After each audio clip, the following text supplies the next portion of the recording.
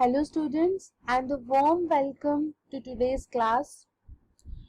बच्चे हमने अपना फर्स्ट चैप्टर कंप्लीट कर लिया है डाइवर्सिटी इन लिविंग ऑर्गेनिजम्स का, that is the living world. और हमने अपने second chapter that is biological classification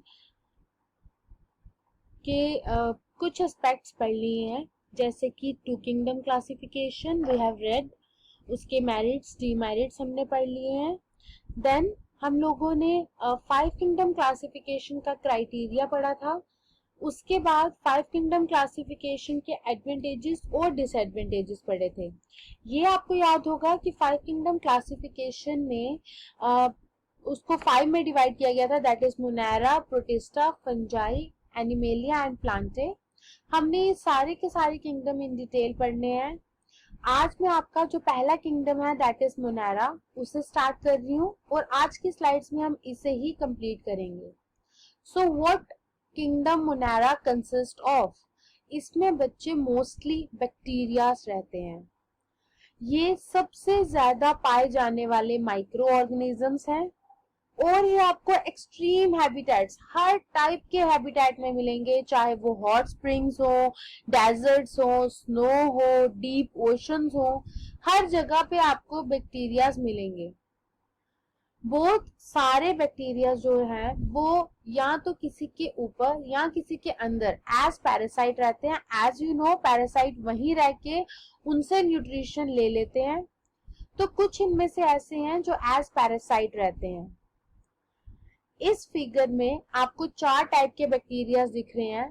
तो on the basis of their shape, इनकी शेप के ऊपर इन्हें 4 में डिवाइड किया गया है।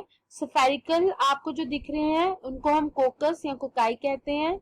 जो रॉड शेप बैक्टीरिया होते हैं they are known as bacillus. कहीं पे भी मिल जाएंगे बैसिलस वर्ड आप सुनेंगे, it means that it incorporates rod shape bacteria. Then we have comma shaped bacteria which are vibrium, या विब्रियो भी कहा जाता है इनको। Then the spiral shaped जिसमें आपको फ्लैजिलम दिखते हैं दैट इज स्पाइरिलियम या स्पाइरिला। तो ये 4 टाइप के जो हैं bacteria they are classified on the basis of their shape.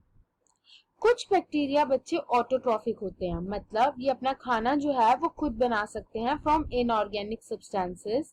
ये फोटोसिंथेटिक ऑटोट्रॉफिक भी हो सकते हैं और कीमोसिंथेटिक भी। बच्चे आपको क्राइटेरिया पढ़ाने का मेन मकसद यही था कि वही चीजें यहाँ रिपीट हो रही हैं। क्राइटेरिया में हमने ये पूरा इन डिटेल बात की है कि न्यूट्रिशन में ये ऑटोट्रॉफिक हेटेरोट्रॉफिक की टाइप्स क्या होती हैं। तो ये अपना खाना खुद बना लेते हैं बाय दिस। और ये फोटो ऑटोट्रॉफिक मतलब लाइट की प्रेजेंस में भी खाना बना सकते हैं, या ये कीमोसिंथेटिक भी हो सकते हैं, मतलब केमिकल की प्रेजेंस में भी अपना खाना बना सकते हैं।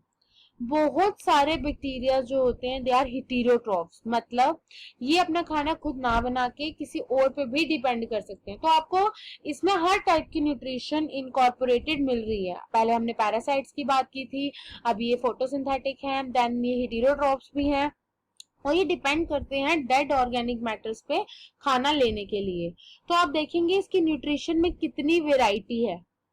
ये मैंने एक डायग्राम आपको दिखाई है। It is a diagram of a common bacteria जिसमें ribosomes, inclusion bodies, flagellum, plasmidium, cytoplasm, cell membrane, cell wall, ये और एक बाहर की लेयर कैप्सूल जिसको स्लाइम लेयर कहते हैं। तो ये सब चीजें इसके अंदर प्रेजेंट होती है। ये एक बैक्टीरिया का कॉमन स्ट्रक्चर है जो आपने अपनी 9th क्लास में थोड़ा सा जस्ट इसके बारे में पढ़ा होगा। नेक्स्ट द किंगडम मोनेरा जो है बच्चे is divided into 2, archaea bacteria and you bacteria. If I talk about archaea bacteria, they can live in most extreme environmental conditions. Her extreme environmental conditions में आपको ये मिलते हैं।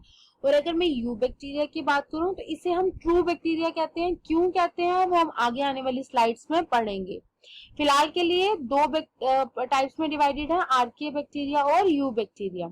So what is archaea bacteria, मतलब जो बहुत extreme conditions में रहते हैं, ये बहुत हार्श हैबिटेट्स में आपको मिलते हैं। अगर ये आपको सॉल्टी एरियाज में मिले तो हम इन्हें हेलोफाइल्स कहते हैं। अगर ये हमें हॉट स्प्रिंग्स में मिले तो हम इन्हें थर्मो एसिडोफाइल्स कहते हैं। मार्शी एरियाज में मिले तो हम इन्हें मिथेनोजेंस कहते हैं।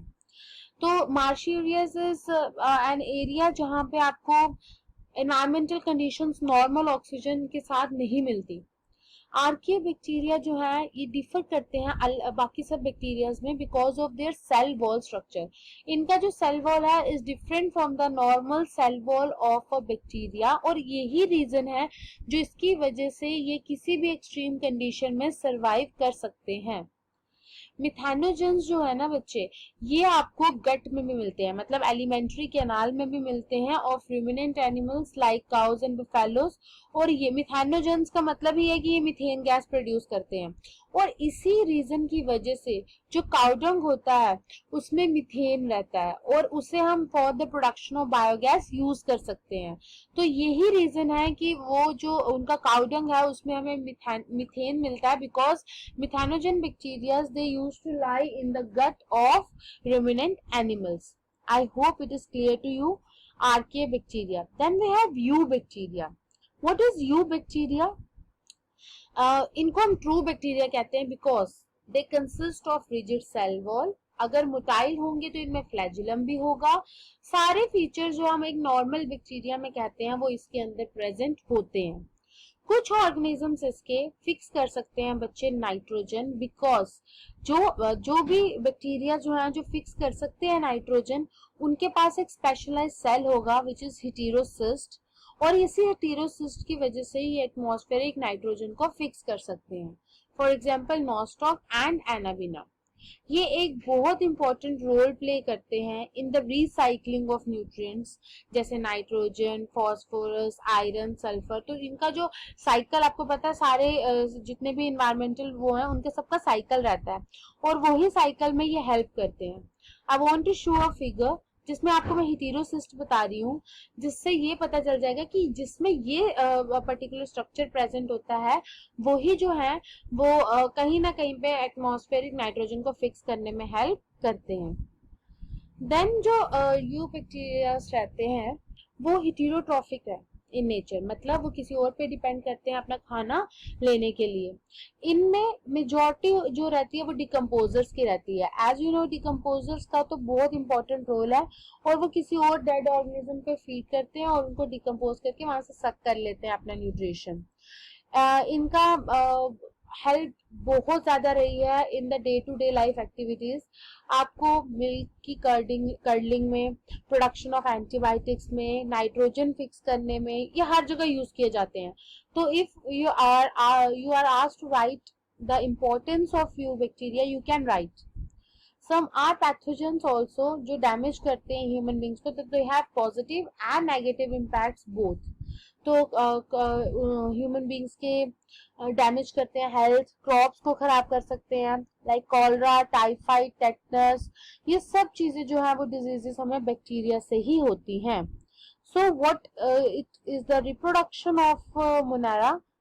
बैक्टीरिया जो है ना बच्चे, usually they grow by fission. Fission मतलब they divide into two, first the cytoplasm divide, then the nucleus divide, a constriction arise, और दो हमें सिमिलर ऑर्गेनिजम्स मिल जाते हैं। अंडर अनफेवरेबल कंडीशंस इनमें स्पोर्स फॉर्म होंगे, मतलब इनके बाहर कोई सिस्ट रहेगी, और जब फेवरेबल कंडीशन आएंगे वो ब्रेक होगी और जो ऑर्गेनिज्म है वो आउटसाइड एनवायरनमेंट में आ जाएगा। They are also reproduced by adopting a primitive type of DNA transfer. तो what is this primitive type of DNA transfer? बच्चे क्या होता है, बैक्टीरिया कंजुगेशन की हेल्प से भी रिप्रोड्यूस होते हैं। ये एक स्पेशल टाइप की रिप्रोडक्शन होती है जिसमें दो बैक्टीरिया पास आते हैं, उनके बीच में एक ब्रिज बनता है, और उस ब्रिज से एक डीएनए जो होता है वो दूसरे डीएनए में ट्रांसफर हो जाता है। इस फिगर से आप ये चीज देख सकते हैं, दोनों बैक्टीरिया के बीच में एक ब्रिज रहता है और ये यहाँ से डीएनए पास कर देते हैं। अब ऑल्थो माइकोप्लाज्म भी एक स्पेशल टाइप की यूबैक्टीरिया हैं, इनमें सेल वॉल नहीं होती। अभी तक हम बात कर रहे थे कि cell wall, but exceptions are always there in bio. तो ये एक ऐसे स्पेशल टाइप ऑफ बैक्टीरिया हैं जिनमें सेल वॉल नहीं है। They are the smallest living cells that can survive without oxygen. ऐसे क्वेश्चंस आपको पूछे जा सकते हैं। ये स्मॉलेस्ट लिविंग सेल्स हैं जो विदाउट ऑक्सीजन सरवाइव कर सकते हैं। मैनी माइकोप्लाज्म्स आर पैथोजेनिक, मतलब ये डिजीज कॉज कर सकते हैं इन एनिमल्स एंड प्लांट्स। तो आज हमने पढ़ा मोनेरा। मोनेरा के बाद हमने उनकी दो टाइप्स ली, archaebacteria and eubacteria, और फिर हमने उनके फीचर्स लिए। देन लास्ट पार्ट जो हमने पढ़ा that is reproduction. I hope it is all clear to you. Thank you.